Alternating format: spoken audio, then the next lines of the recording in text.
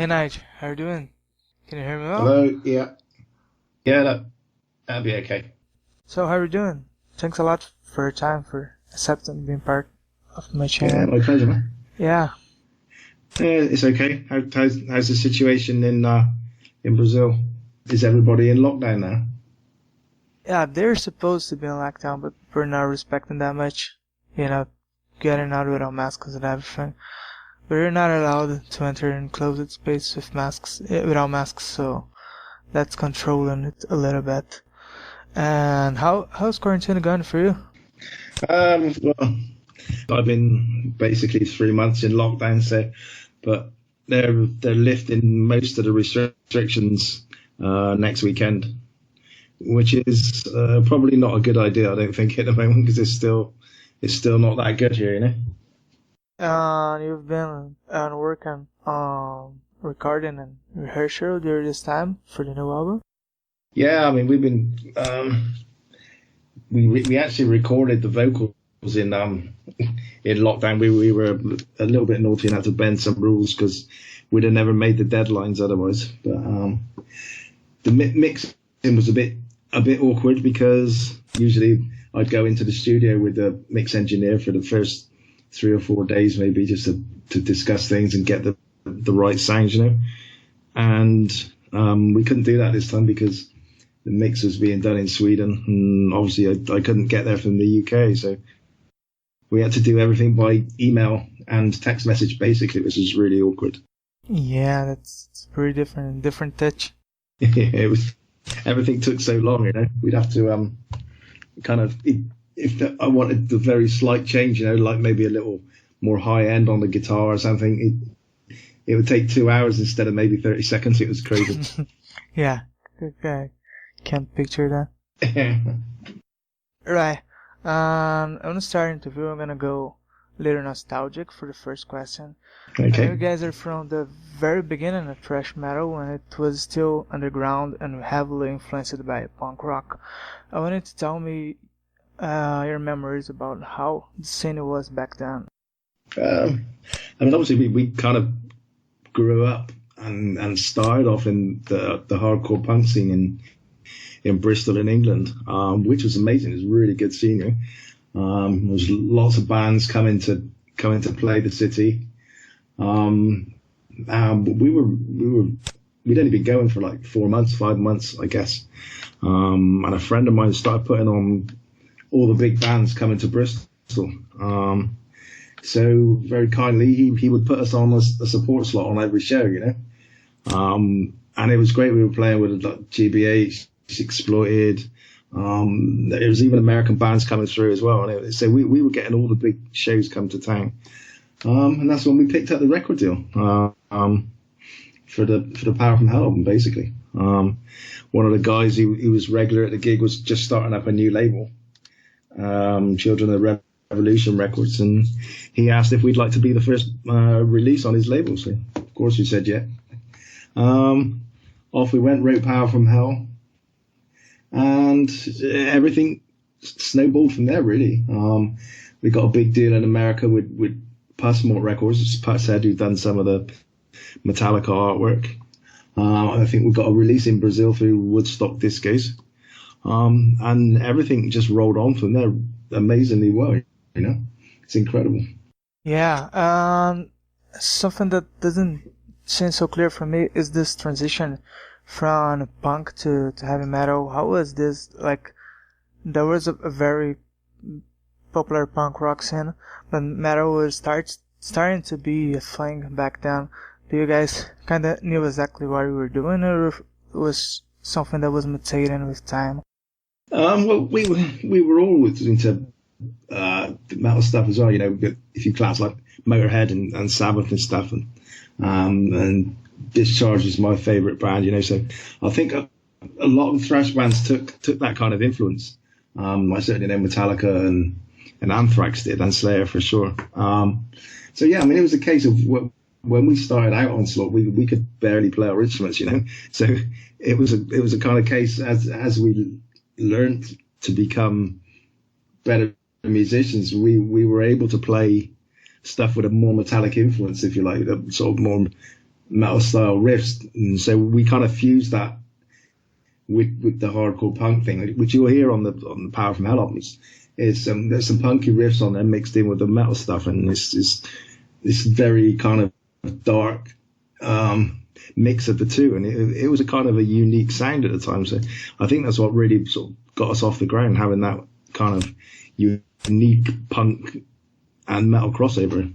Yeah, I love this proto thrash metal with punk sound. That's really, really unique. So, can you tell me a bit how was the writing and producing process of Power from Hell? Oh, wow. That was a long time ago, for sure. Yeah. I think we recorded the album in maybe 3 days, I think. So it was kind of very quick. Oh my god. Yeah, I think we used the same studio as what Discharge used to record Hear Nothing, See Nothing, Say Nothing. The same guys did the job on there, so that's why it's got that really sort of thick, dense production, you know. But I think I don't really remember much about the writing, to be honest, because as you say, it was a very long time ago. I mean, I do know I wrote most of it at home, that's for sure, and it was very quickly, but I know for a fact it took 3 days to record and maybe 1 or 2 days to mix, and that was about it. It was so fast. So yeah, long time ago, very long time. So the memories are a little bit hazy for that. And that's okay.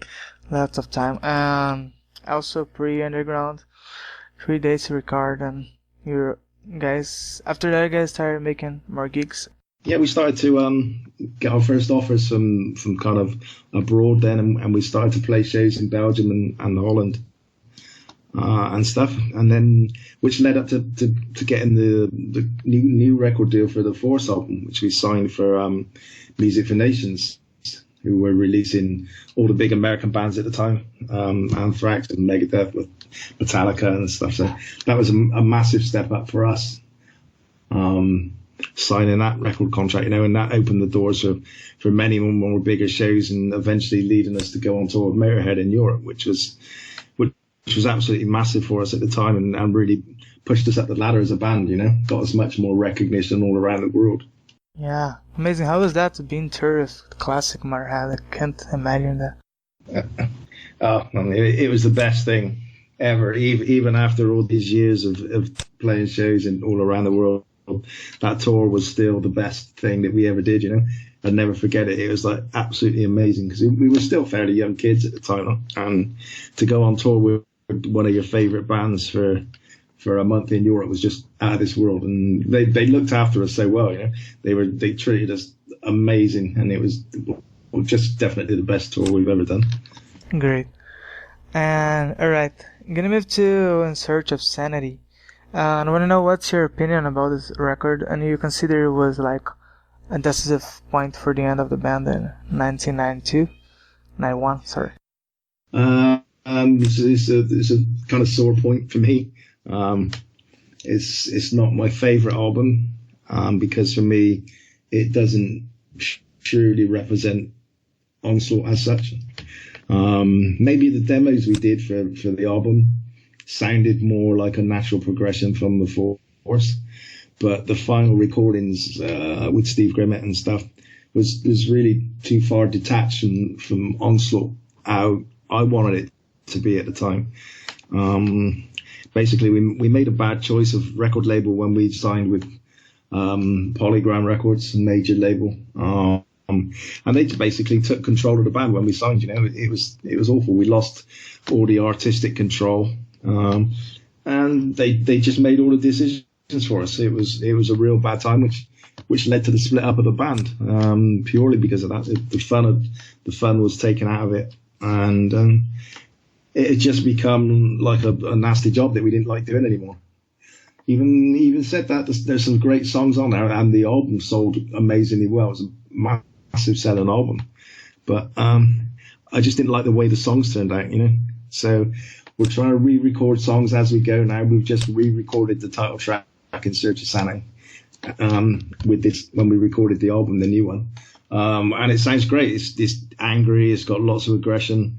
Sounds how it should have been. So if I can do that with the other tracks on the album, I'll finally get them sounding great how they should have sounded back in 1989. You know. Yeah, I mean, I don't like the album as a whole, but for me, like Welcome to Die and Power Play are big classics. You know. Do you guys still play those songs, or nothing for In Search of Sanity?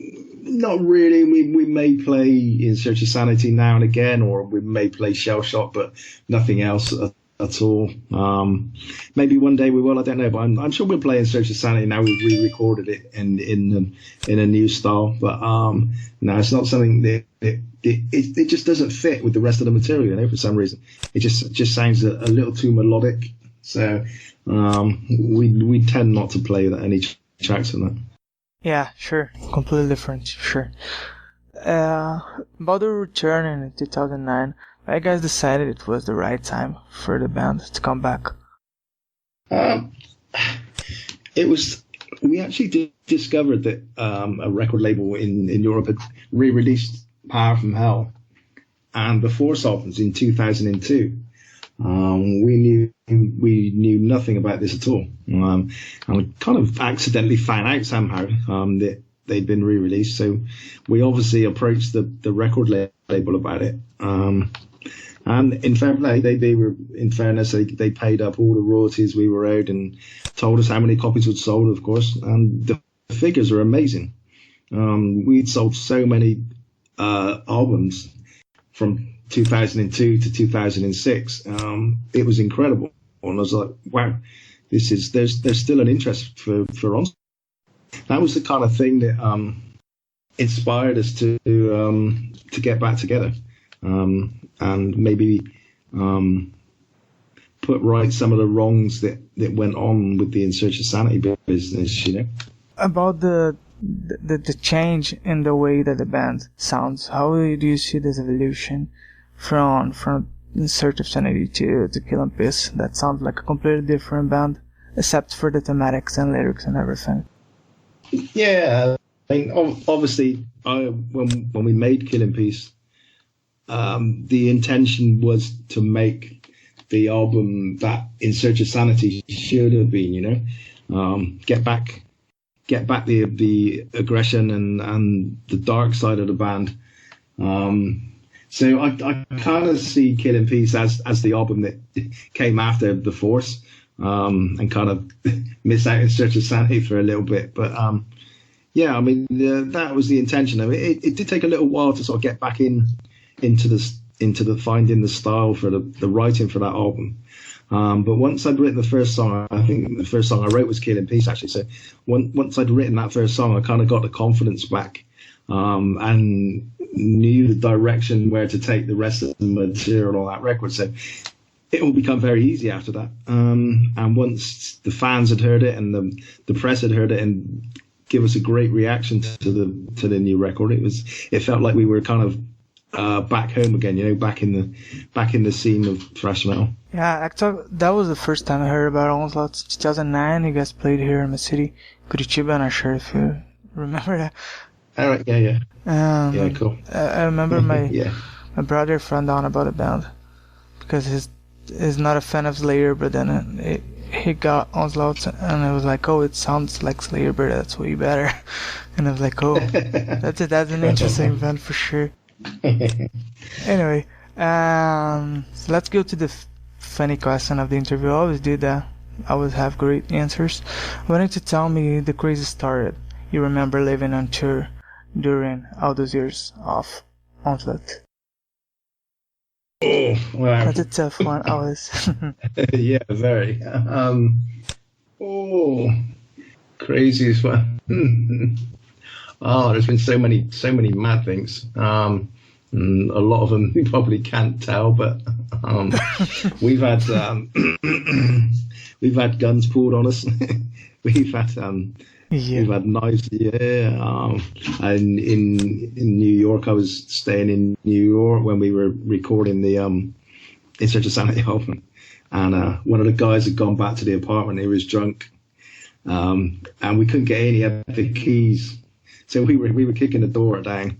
And all of a sudden this guy appeared behind us with a 44 Magnum, it's like, wow, what's going on, man?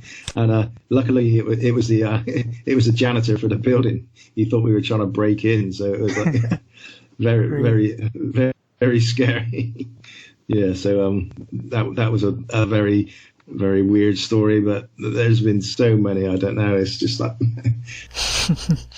All right, about the new album, how's that going, and when is that expected to be released? New album's going to be released on August the 7th. Hopefully I should have news of the label soon. We're hoping it's going to be coming out through Valhalla, maybe. That's the plan at the moment, so August the 7th for that. We released the first single on May the 27th, I think, track called Religious Suicide, so the videos for out that on YouTube right now. And we've got another single coming on July the 17th for a track called Bow Down to the Clowns, which will have a full production video, so that's going to be kind of cool. So yeah, everything's gearing up nicely to the album. Response has been great to the first single, and things are going amazingly well. So let's hope it continues. Yeah. Amazing. I know Psykiller left the band like in the middle of the process. How was Dylan with this?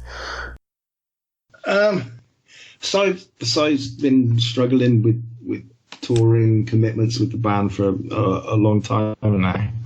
And once we started writing the new album, he obviously needed to get some work and decided on a completely new career, So when we started to discuss touring plans for the new album, so I said, look, I'm going to be very limited to what I can do once the album's out, because of the new work. So I'm not going to be able to tour very much, which was obviously not a good situation for a band like us, because we do tour lots and lots every year. So we both had to make a decision that we were going to go our separate ways, unfortunately. So we had to get in a new vocalist at very short notice. Luckily, an old friend of ours, a guy called Dave Garnett, who's a massive Onslaught fan anyway, offered to come and audition for us. He actually did a show in February with us when Psy was unavailable as well. Played a festival in Sweden. He stepped in for that on vocals, and he was amazing. So he demoed a few tracks of the new album, and we listened to it and said, look, you've got to do the job, man. You're a perfect replacement for Psy. They don't sound too different. I think Dave's a little more aggressive, maybe. But he sounds great singing the old classic songs as well, which is very important. So it was a no-brainer. We didn't need to look any further than Dave, and we offered him the job immediately. So he was straight in within 2 weeks. He was in the studio recording the vocals for Generation Antichrist, and sounds absolutely incredible. Yeah, I listened to the last thing you guys put out. That sounds perfect. Cool, thank you. I barely couldn't feel that it changed a lot. It has the same thematic, the same way. Yeah, I mean, everybody said that it doesn't sound too different, So it's good. It works for everybody, which was very lucky. Amazing. And just to finish the interview, so are you guys planning on doing any kind of live or online interaction during this quarantine, or just focus on the new album? Yeah, I think we're just going to focus on the new album. We've been asked about doing some stuff, but I just don't feel it's kind of right for a thrash metal band or us in particular. I think it's kind of the music relies too much on the interaction between the fans and the band, and I just don't think it would come across great as a live thing on the internet. I don't know.